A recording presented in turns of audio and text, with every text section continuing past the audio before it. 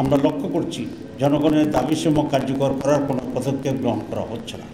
এমন অবস্থায় জনগণের দাবি আদায়ের জন্য গণ আন্দোলনের কোনো বিকল্প নেই।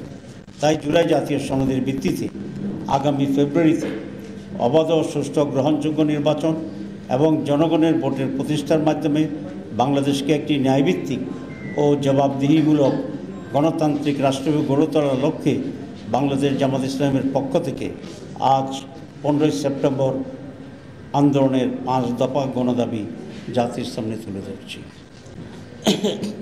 দাবিসমূহ: জুলাই জাতীয় সনদের ভিত্তিতে আগামী ফেব্রুয়ারিতে নির্বাচন আয়োজন করা। 2, আগামী জাতীয় নির্বাচনে উভয় পক্ষে পিআর পদ্ধতি চালু করা। 3, সুষ্ঠু ও গ্রহণযোগ্য নির্বাচনের লক্ষ্যে সকলের জন্য লেভেল প্লেইং ফিল্ড নিশ্চিত করা।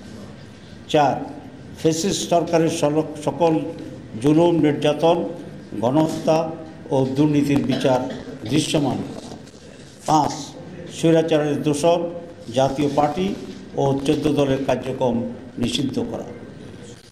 উক্ত দাবিসমূহ বাস্তবায়নের লক্ষ্যে নিম্নোক্ত কর্মসূচি পালন করা হবে ইনশাআল্লাহ। 1,